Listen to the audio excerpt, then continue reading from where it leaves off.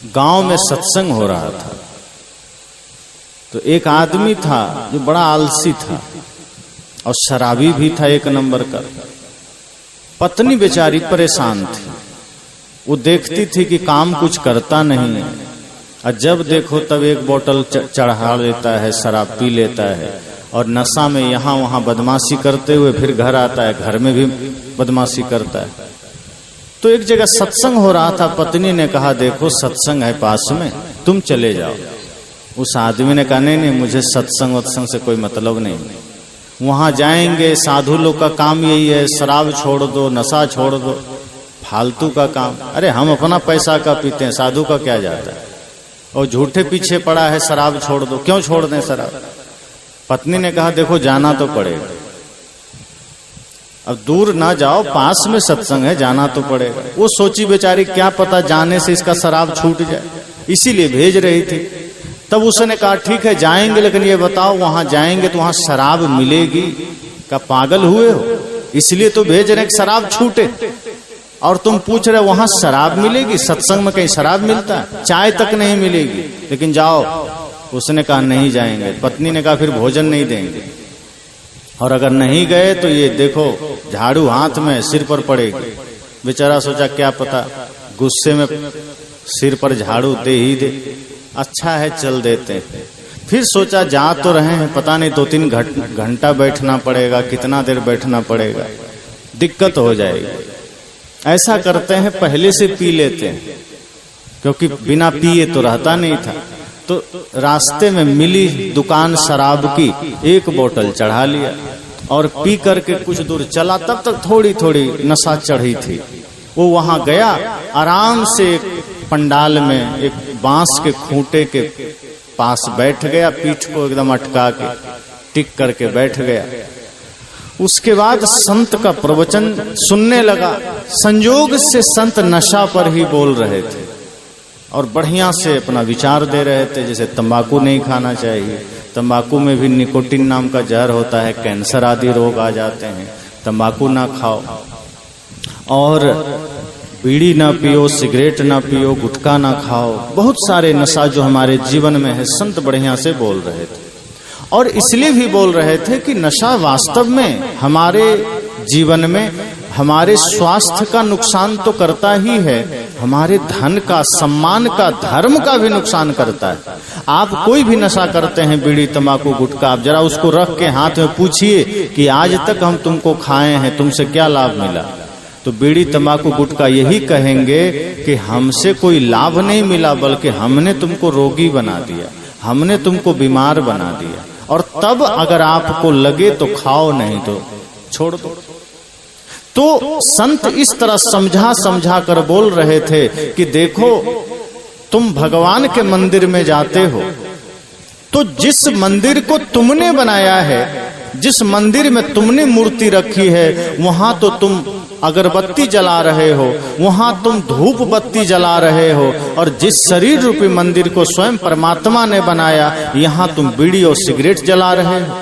इसलिए हे मेरे मित्र संभल जाओ, जिस मंदिर को तुमने बनाया वहां तुम मिश्री और बतासा चढ़ा रहे हो, और जिस शरीर रूपी मंदिर को स्वयं परमात्मा ने बनाया वहां तुम गुटखा और तंबाकू चढ़ा रहे हो।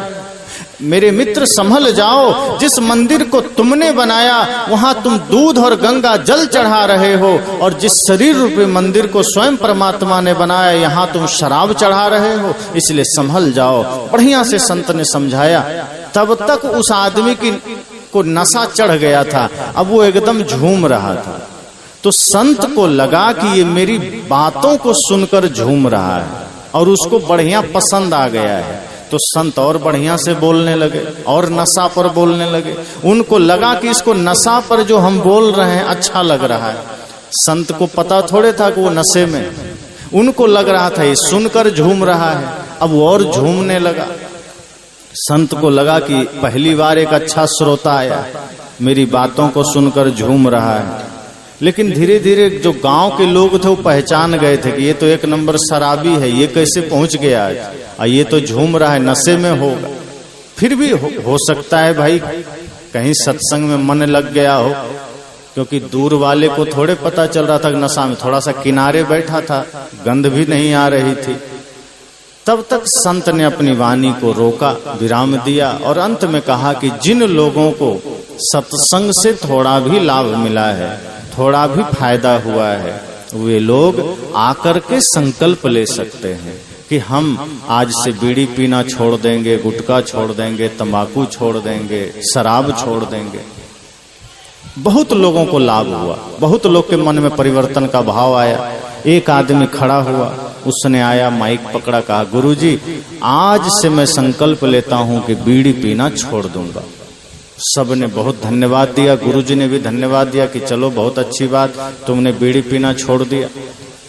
शराबी देखता है, वो भी एकदम बढ़िया सिर हिला रहा है। दूसरा आदमी खड़ा हुआ, वो भी आया, उसने माइक पकड़ा, कहा गुरुजी मैं शराब पीना छोड़ दूंगा। गुरुजी ने धन्यवाद दिया, कहा चलो कुछ तो मन में संकल्प लिया, बहुत धन्यवाद। तीसरा आया, उसने कहा मैं गुटखा छोड़ दूंगा। एक आया, उसने कहा आज से मैं झूठ बोलना छोड़ दूंगा। सब अपना अपना संकल्प ले रहे थे। उसी बीच में शराबी भी उठ गया, उसको लगा कुछ तो लेना चाहिए, वो भी खड़ा हो गया। लोगों की नजर तब बढ़िया से पड़ गई, कहा रे ये कौन है, ये तो अपना शराबी भाई, ये तो कभी ना कभी नाली में पड़ा हुआ मिलता है, जब देखो तब किसी न किसी नाली में लेटा हुआ रहता है, आज ये सत्संग में कैसे आ गया, क्या इसका भी जीवन बदल गया। लोग प्रतीक्षा में थे कि आश्चर्य है, संत के विचार से इसका भी जीवन बदल गया। अब वो हिलते हुए आया, माइक पकड़ा, गुरुजी से कहता है गुरुजी मैं भी छोड़ दूंगा। तब गुरुजी ने कहा क्या? कहा चिंता ना करें, बिल्कुल छोड़ दूंगा। तो गुरुजी ने कहा सबने तो नाम लिया है, बीड़ी, तंबाकू, गुटखा, शराब, तुम क्या छोड़ोगे ये तो बताओ। कहा गुरुजी आप चिंता ना करें, निश्चिंत रहें, मैं बिल्कुल छोड़ दूंगा। कहा रे बेवकूफ, छोड़ क्या देगा, कल को तुम शराब पीता मिल जाए और कोई कहे कि तुमने तो संकल्प लिया था, तो तुम कह दोगे हमने तो नाम लिया ही नहीं। तो तुम ये तो कहो कि तुम क्या छोड़ दोगे। उसने कहा मैं आज से सत्संग में आना ही छोड़ दूंगा, लेकिन शराब नहीं छोड़ूंगा, लेकिन पाप नहीं छोड़ूंगा। यही हाल हम सब का है। संत के सामने खड़ा हो करके उसने ये कहा कि मैं छोड़ दूंगा, लेकिन पाप नहीं, शराब नहीं, अधर्म नहीं, मैं धर्म को ही छोड़ दूंगा, मैं ज्ञान को ही छोड़ दूंगा, मैं सत्संग को ही छोड़ दूंगा। वही हम करते हैं, हम सत्संग में आते हैं, बैठते हैं, संत को सुनते हैं, लेकिन ज्ञान ही छोड़कर चले जाते हैं, सत्संग ही छोड़कर चले जाते हैं। पंडाल से उठते हैं, कपड़े झाड़ते हैं, कपड़े झाड़ने के साथ ज्ञान भी यहीं झाड़ देते हैं। घर जाते हैं, फिर वही क्रोध, वही हिंसा, वही छल, वही कपट, वही ईर्ष्या, वही द्वेष। और हमारे जीवन में कभी दुख मिटता नहीं, हमारे जीवन में कभी भी पीड़ा मिटती नहीं। और बाद में हम कहते हैं कि हम भी तो सत्संग में गए थे, कहाँ दुख मिटा। संत कहते हैं सत्संग में गया तुम जरूर था, लेकिन सत्संग को लेकर तुम नहीं आए। जिस दिन सत्संग में आने के बाद सत्संग को साथ में ले जाएंगे, तभी सत्संग से जीवन बदलेगा। आप सत्संग को पंडाल में ही छोड़ देते हैं। अब पंडाल में सत्संग छोड़ देंगे तो घर में कैसे काम करेगा। सत्संग को साथ में ले जाना। और सत्संग तो यहां सिर्फ सुन रहे हैं, असली सत्संग तो घर में, बाजार में, खेत में, खलिहान में, ऑफिस में ही होना है।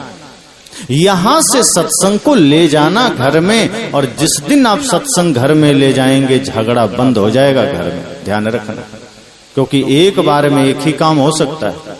अगर आपने अपने हृदय में सत्संग को ले लिया है और घर चले गए, तो जिस प्रवृत्ति के कारण आप लड़ते थे, अब उस हृदय में वहां पर सत्संग ने डेरा जमा दिया है। और जिस हृदय में सत्संग बैठ गया, वहां से अब गाली नहीं निकल सकता है। जिस हृदय में सत्संग का निवास हो गया, वहां से झूठ नहीं निकल सकता है। और फिर भी अगर निकल रहा है तो समझ जाना सत्संग यहां बैठा ही नहीं है। और इसलिए तो हम सब ने चालाकी की, मंदिर बना दिया गांव के बाहर, और शमशान घाट और ज्यादा बाहर। मंदिर बना दिया बाहर, शमशान घाट और ज्यादा बाहर। और घर को क्या बना दिया?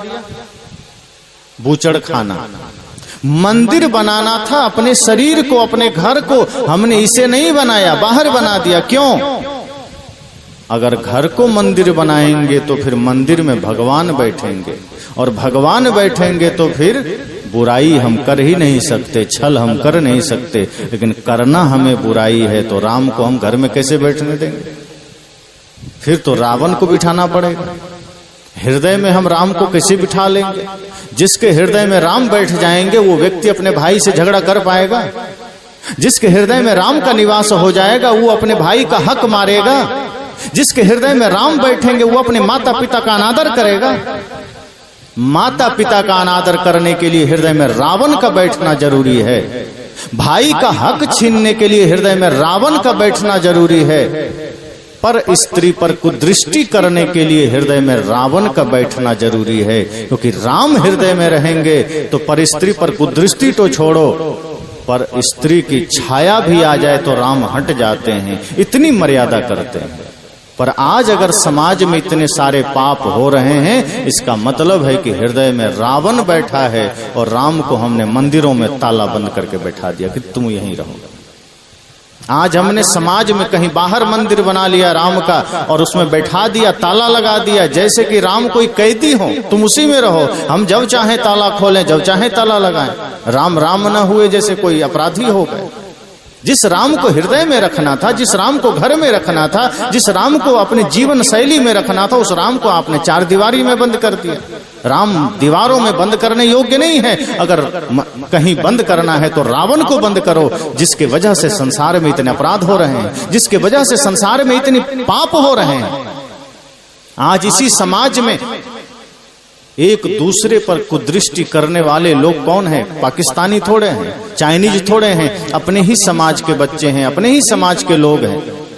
आज उसको बचपन से बढ़िया परवरिश नहीं मिली, बढ़िया संस्कार नहीं मिला, बढ़िया शिक्षा नहीं मिली, इसलिए वही बच्चे जो भगत सिंह भी बन सकते थे, जो राम बन सकते थे, वो उसको बढ़िया संस्कार न मिला, वो रावण बन गया। जो अब्दुल कलाम बन सकता था, उसे बढ़िया संस्कार नहीं मिला, वो कसाब बन गया। किसके वजह से? क्योंकि सत्संग हमारे घर में नहीं गया, सत्संग हमने पंडाल में ही छोड़ दिया, ज्ञान हमने पंडाल में ही छोड़ दिया, राम को हमने मंदिर में बंद कर दिया, कबीर को हमने मंदिर में बंद कर दिया, ज्ञान को हमने किताबों में बंद कर दिया। ज्ञान किताब में रहने के लिए है, ज्ञान आपके हृदय में आना चाहिए, राम आपके हृदय में आना चाहिए। आज हमारे घरों में अब राम जी के, कृष्ण जी के, बुद्ध, महावीर, कबीर के तस्वीर कहाँ रखते हैं? पहले के समय में हम लोग छोटे छोटे थे तो बहुत घरों में जाते थे तो देखते थे दीवार में लोग राम जी का, कृष्ण जी का, कबीर साहब का, भगत सिंह का तस्वीर लगाए रहते थे।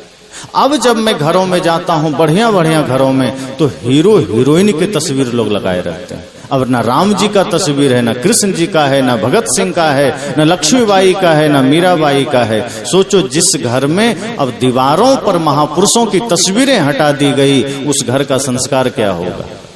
और दीवार पर तस्वीर ऐसे नहीं हटा है, पहले दिल से हटा है। दिल में राम थे, हट गए, दिल में भगत सिंह थे, हट गए, दिल में लक्ष्मीबाई थी, हट गई, तब दीवार से भी हटे हैं। पहले हमने दिल से हटाया, दिल में हमने राम को नहीं बिठाया, दिल में हमने कृष्ण को नहीं बिठाया। आज हमारे हृदय में राक्षस का डेरा है, आज हमारे हृदय में व्यभिचारियों, पापियों, दुष्टों का डेरा है। इसीलिए हमारा उसका प्रदर्शन दीवारों पर होता है, घर में होता है। इसलिए संत कहते हैं कि आप सत्संग थोड़ा ही सुनिए, लेकिन सत्संग को घर लेकर जाइए। और जब आप सत्संग को घर लेकर जाएंगे तो आपका जीवन बदलेगा, आपका जीने का ढंग बदलेगा, आपका चिंतन बदलेगा, आपकी सोच बदलेगी।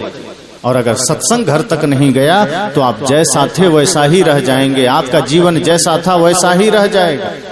इसलिए बदलना है, परिवर्तन लाना है तो सत्संग को घर तक ले जाना होगा, तभी ये छोटे छोटे बच्चे भी बदलेंगे, वरना ये सब गीत गाते रहेंगे, फिल्मी गाने गाते रहेंगे। आप सत्संग करिए पंडालों में और बच्चे गांव, पता चला घर में मोबाइल में फिल्मी गीत सुन रहे हैं, फिल्म देख रहे हैं, क्रिकेट देख रहे हैं, यही होगा। आप इधर हल्ला मचाते रह जाइए कि राम का भजन करना है, कृष्ण का भजन करना है, उधर बच्चे आपके हाथ से निकल जाएंगे। तभी तो एक महिला ने जब आइंस्टीन से पूछा कि 5 साल का बच्चा है, इसकी शिक्षा दीक्षा कब शुरू करें, तो आइंस्टीन ने कहा तुम्हारी उम्र कितनी है? उसने कहा मैं अपने बच्चे के लिए पूछ रही हूँ, मेरी उम्र से आपको क्या लेना देना। कहा नहीं, बताओ तुम्हारी उम्र कितनी है। उसने कहा 25 साल। कहा फिर तो तुम 25 साल देर से आई हो, मतलब क्या है। उसने कहा कि जो शिक्षा दीक्षा संस्कार अपने बच्चों में तुम देना चाहती हो वो तुम्हारे ही जीवन में हो जाने चाहिए थे। अगर तुम 25 साल पहले तुम्हारे ही जीवन में वो संस्कार आ जाते तो आज देने की जरूरत न पड़ती। तुम्हारा संस्कार अपने बेटे में तुम खुद भर सकते थे, वो खुद आ जाता। अगर माता पिता खुद संस्कारी नहीं हुए, सत्संग सुनकर के खुद जीवन में परिवर्तन नहीं आया, तो बेटे को तुम क्या कर लो। वो कोई है जो बदल जाता है। हिरण्यकश्यपु का बेटा प्रहलाद बदल गया, वरना अक्सर ऐसा होता नहीं है। कोई अपवाद ही होता है कि माता पिता बिगड़े हों, राक्षस हों और बेटा प्रहलाद बन जाए, वरना होता तो यही है कि माँ बाप अगर संस्कारी नहीं है, माँ बाप अगर बिगड़े हैं, माँ बाप ने अगर अपने जीवन में सत्संग को महत्व नहीं दिया तो उनका बेटा बिगड़ता ही बिगड़ता है, वो धर्मात्मा नहीं बन सकता। इसलिए राम अगर चाहते हो बेटा राम बने तो आपको दशरथ कौशल्या बनना पड़ेगा। अगर आप रावण और मंदोदरी बने रहे तो बेटा मेघनाद बनेगा, वो राम तो नहीं बनेगा, श्रवण कुमार भी नहीं बनेगा। इसलिए परिवर्तन अगर चाहते हो जीवन में और शुभ परिवर्तन, तो उसके लिए सत्संग को घर तक ले जाना होगा। और जब घर में सत्संग जाएगा तब घर में पवित्रता का वास होगा। ये जो चारों तरफ जो नकारात्मक नेगेटिव शक्तियां हैं फिर वो सब मिटेंगी, छटेंगी और आपके जीवन में दिव्यता का आगमन होगा। फिर हर बच्चे में आप देखोगे किसी में श्रवण कुमार का भाव जगेगा, किसी में भगत सिंह का भाव जगेगा, किसी में राम का भाव जगेगा। ये बच्चे कोरा कागज हैं, ये जन्म से बिगड़ कर नहीं आए हैं, ये हमारे साथ रह रह कर बिगड़े हैं। हमने काम ही उल्टा किया है, हमने घर को बूचड़ खाना बनाया। अब घंटा आधे घंटे के लिए हम बाहर किसी मंदिर में चले गए, किसी संत के पास चले गए, बाकी 22-23 घंटे तो हमने घर को पूरा बूचड़ खाना बना रखा है। उधर से लड़ाई, उधर से झगड़ा, उधर से गाली, उधर से नशा, दुर्व्यसन, दुनिया भर के फालतू के चर्चे, गाली गलौज। एक जगह मैं था, छोटा सा बच्चा था, किसी से झगड़ा किया। अब वो छोटा बच्चा बड़ा आदमी को इतना गंदा गंदा गाली दे रहा था कि सुन करके हमें शर्म आ गई कि सीखा कहाँ होगा, किस विद्यालय में सीखा। गाली सिखाने वाली कोई पुस्तक भी तो नहीं है, कोई विद्यालय भी तो नहीं है। ऐसा है कि आपके क्षेत्र में कोई विद्यालय है जहां गाली सिखाई जाती, कोई पुस्तक या YouTube पर कोई प्रवचन आता है किसी का कि चलो हम 1 घंटा गाली सिखाएंगे, फिर भी सीख गया। ज्ञान सिखाने के लिए जगह जगह केंद्र बने हुए हैं, सत्संग के लिए जगह जगह व्यवस्थाएं हैं, गाली के लिए कोई व्यवस्था नहीं है। फिर भी ये बच्चे गाली सीखे कहां से? कभी आपने सोचा? एक बच्चे को तो मैंने कहा कि देशभक्ति गीत सुनाओ तो सिर खुजलाने लगा, कहा नहीं आता है। तो क्या आता है? तो फिल्मी गाना सुनाने लगा। मैं कहा ये कहां से सीखा? कहा पापा से। हमने कहा दोनों एक ही नाव पर सवार हो। अब जब पिताजी गाना सिखा रहे हैं तो बेटा देशभक्ति गीत कहां से सीखेगा? और फिर हम सोचते हैं बेटा देशभक्त बन जाए, कैसे बन जाएगा? आप मोबाइल टीवी खोलते हो, बच्चे को डांस सिखा रहे हो। आप मोबाइल टीवी खोलते हो, बच्चे को फिल्मी गाना सुना रहे हो। घर में भी होम थिएटर लगा करके फिल्मी गाना बजा करके खुद भी नाच रहे हैं, खुद भी डांस कर रहे हैं और सोचते हैं बेटा धर्मात्मा बन जाए। तो ध्यान रखना, अगर आप फिल्मी गाना बजा करके डांस करोगे तो आपका बेटा भांगड़ा करेगा, वो बुद्ध नहीं बनेगा। अगर आप अपने बेटे को धर्मात्मा देखना चाहते हो तो अपने जीवन को शुद्ध कर लेना, पवित्र कर लेना। अगर आपके जीवन में कोई बुराई है उसे मिटा लेना। अगर आप चाहते हो आपका बेटा शराबी ना बने, अगर आप चाहते हो आपका बेटा हत्यारा ना बने, अगर आप चाहते हो आपका बेटा व्यभिचारी ना बने, वो सारे सद्गुण पहले आपको अपने जीवन में उतारना होगा। अगर एक पिता एक माँ बदल जाए तो बेटा बदल सकता है, लेकिन हम ये चेष्टा नहीं करते, हम ये प्रयास नहीं करते। इसलिए संत जन कहते हैं इससे पहले कि आपका बेटा शराबी बने उसके हाथ में पूजा की थाल पकड़ाना। अगर बचपन से आपने पूजा की थाल पकड़ाया तो कभी हाथ में शराब का प्याला नहीं पकड़ेगा, ध्यान रखना। अगर आप चाहते हैं कि आपका बेटा ना बिगड़े, इससे पहले कि आपका बेटा हाथ में हथियार उठा ले उसके हाथ में कलम पकड़ा देना। अगर आपने बाल्यकाल से ही कलम पकड़ा दिया तो वो हाथ में कभी हथियार नहीं उठाएगा। इससे पहले कि आपका बेटा किसी का गर्दन दबाने के लिए तैयार हो जाए, उसका हाथ किसी संत गुरु का चरण स्पर्श करा देना। वो कभी किसी का गला नहीं छुएगा।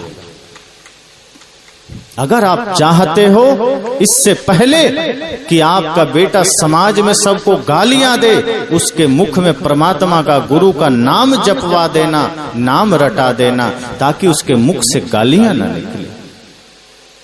ये काम आप करोगे तभी समाज सुंदर बनेगा, वरना नहीं बनेगा। इसी समाज में कितने सारे पाप हो रहे हैं, कितनी सारी समस्याएं हो रही है। आज बहुत जगह मैं देखता हूं छोटे छोटे बच्चे इतनी गंदगी फैला रहे हैं, इतना गंदा गंदा मोबाइल में सब वीडियो देख रहे हैं। बहुत से पिता शिकायत करते हैं कि गुरुजी क्या करें, बेटा तो बिगड़ गया, मोबाइल हाथ में ले लिया, कोई कार्टून देख रहा है, कोई फिल्म देख रहा है, कोई कुछ भी अश्लील वीडियो देख रहा है। मैंने कहा आपने ही बिगाड़ा है, किसी दूसरे ने नहीं बिगाड़ा। ये काम आपका ही है, माता पिता खुद दोषी है। ये बेटा गर्भ से बिगड़ कर नहीं आया था, ये किसी दूसरे ने नहीं बिगाड़ा था।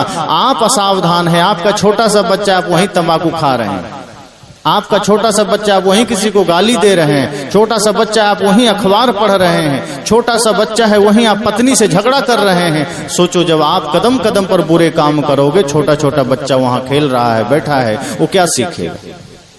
आपके एक एक कृत्यों को वो सीखता है। आपके द्वारा किया गया एक एक पाप के कर्म उसको एब्जॉर्व करता है, स्वीकार करता है। इसलिए संत कहते हैं कि सजग हो जाना। बच्चे तो और ज्यादा मेमोरी से मजबूत होते हैं, कोरा कागज होते हैं। अगर आपने ये समझा कि वो अबोध है, वो नादान है, तो ये आपकी भूल है। वो बोल नहीं सकते हैं, लेकिन उसकी मेमोरी आपसे कई गुना ज्यादा तेज है, क्योंकि अभी कोरा है। आप जो कुछ भी करेंगे वो सीखता चला जाएगा, और 8-10 साल का होगा तब निकलेगा, तब आप कहोगे कि अब क्या करें। अब आप ही लोग देखो क्या करते हैं। बच्चे को मेला घुमाने ले गए, खिलौना वाला रिवॉल्वर आप बेटे को खरीद को दे दिए। अब है तो खिलौना, लेकिन हाथ में आया तो उसको भी पता है कि इससे मारा जाता है।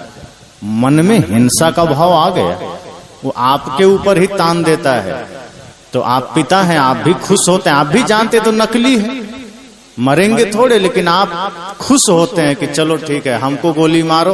बेटा आपके तरफ तान करके चला देता है, आप भी मरने की एक्टिंग करते हैं, वो हंसता है। फिर दादाजी कहते हैं थोड़ा हमें भी मार दो भाई, फिर उधर मार देता है। छोटा सा बच्चा है, हाथ में रिवॉल्वर है, नकली है, खिलौना है, लेकिन संस्कार कौन सा चढ़ रहा है। फिर माँ कहती है थोड़ा हमें भी चला दो, फिर माँ के तरफ चला देता है। लेकिन बचपना जब छूटती है, धीरे धीरे किशोर होता है, बड़ा बनता है, रिवॉल्वर का संस्कार यहाँ बना रहता है। अब खिलौना वाला नहीं लेता है, ओरिजिनल लेकर आता है, और किसी बात पर झगड़ा हो गया तो पिता के कनपट्टी पर सटा देता है। अब बताओ, तब पिता थर थर करता है कि बेटा छोड़ दो। और आप रोते हैं लोगों के पास कि मेरा बेटा तो मुझ पर ही बंदूक तान दिया।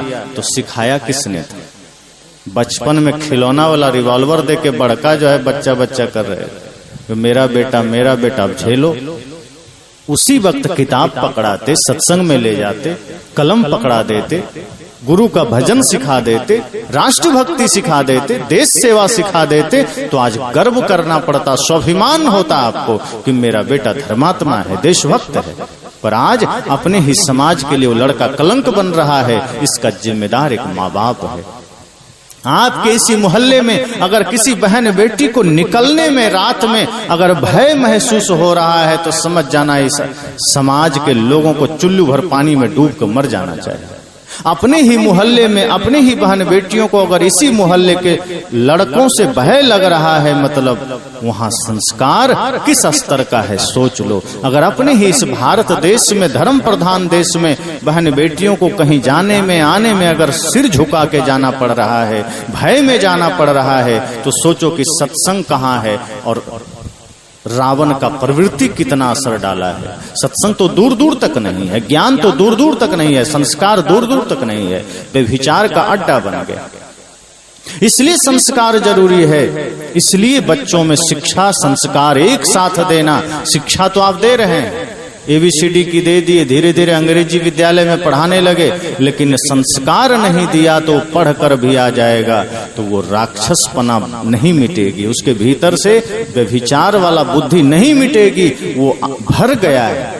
लेकिन संस्कार अगर आपने दिया तो भले ही वो एक क्लास कम पढ़ेगा लेकिन संस्कारी बनेगा, फिर वो धर्मात्मा बनेगा, इंसान बनेगा, फिर वो समाज में सबकी कदर करेगा, माँ बहन बेटियों को सम्मान से देखेगा, सभी लोगों के साथ सम्मान का भाव रखेगा, धर्म के मार्ग पर चलेगा, राष्ट्र की सेवा में खड़ा होगा।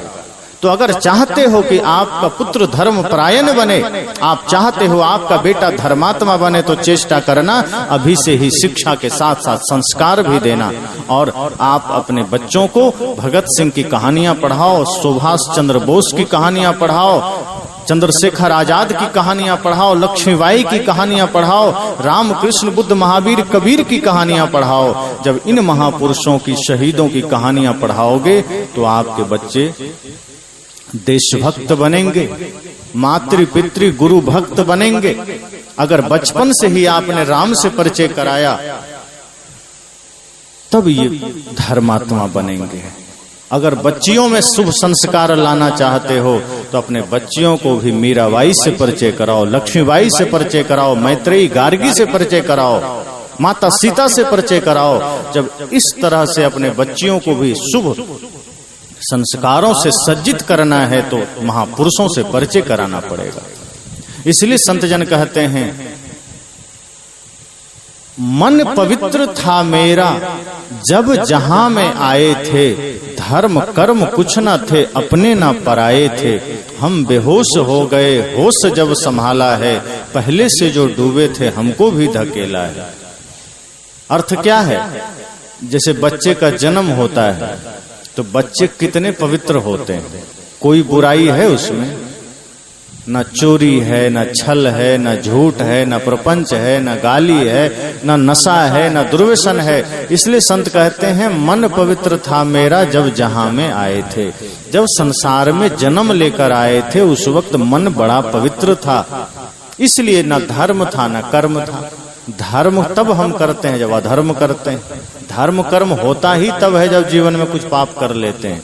उस वक्त उसमें ना पाप था ना पुण्य था, बिल्कुल कोरा था, साफ था। इसीलिए बच्चों को भगवान का रूप कहा गया, क्योंकि कोई बुराई नहीं, उनकी आंखों में सौम्यता है, सत्य है, सादगी है, सौम्यता है। लेकिन धीरे धीरे कुसंग में पढ़ते पढ़ते वो बच्चे बिगड़ जाते हैं, गलत संस्कार में चले जाते हैं। इसलिए संत ने कहा, मन पवित्र था मेरा जब जहां में आए थे, धर्म कर्म कुछ न थे अपने न पराए थे। लेकिन समस्या क्या हुई? हम बेहोश हो गए होश जब संभाला है। लोग कहते हैं कि तो बच्चा है, अभी तो बेहोश है, पर सच में देखिए तो वही होश में। कैसे? अभी झूठ नहीं है उसमें, चोरी नहीं है, छल नहीं है, ईर्ष्या द्वेष नहीं है, नशा दुर्व्यसन नहीं है। मतलब जिसको हम कहते हैं कि बच्चा है, ये तो बेहोश है, वही होश में है। और हम बेहोश हो गए होश जब संभाला है। अब जब हम होश संभाल लिए, 15 साल से ऊपर के हो गए, 10 से ऊपर के हो गए, तब बेहोश हो गए। कैसे? चोरी आ गई, छल आ गया, झूठ आ गया, नशा आ गए, दुर्व्यसन आ गए, पूरा व्यभिचार से जीवन भर गया। मतलब अब जब होश में आना था तब बेहोश हो गए। संसार की नजर में नहीं, अब तो बड़का होश लायक हो गया, अब तो ये बच्चा होश संभाल लिया, यही कहते हैं ना, अब तो ये बड़ा हो गया, अब ये होश संभाल लिया। नहीं, अब बेहोश हुआ है। पहले होश में था कि वो नशा दुर्व्यसन में नहीं था, छल प्रपंच में नहीं था, लेकिन आपकी नजर में जब वो होश संभाला तब जीवन में बुराई आ गई, तब छल आ गया, कपट आ गया, निंदा आ गई, नशा दुर्व्यसन आ गए। और तब संत क्या कहते हैं? ये हुआ कैसे? मान लो 10 साल के बाद उसके जीवन में ये सारे विकार आए कैसे? कहां से सीखा? तो संत कहते हैं, पहले से जो डूबे थे हमको भी धकेला है। तो पहले से जो चोरी में, हिंसा में, छल में डूबे थे, ये समाज के लोग, परिवार के लोग, उसी ने हमको भी धकेल दिया, हम भी जातिवादी हो गए, हम भी संप्रदायवादी हो गए, हम भी नशाखोर में चले गए, हम भी झूठ में चले गए। मतलब घर और समाज के लोग ही जिम्मेदार हैं। अब कई बार होता है ना, दादाजी सिगरेट पी रहे हैं, बीड़ी पी रहे हैं, अब पोता से कहे जाओ थोड़ा इसमें आग लगा के ले आओ,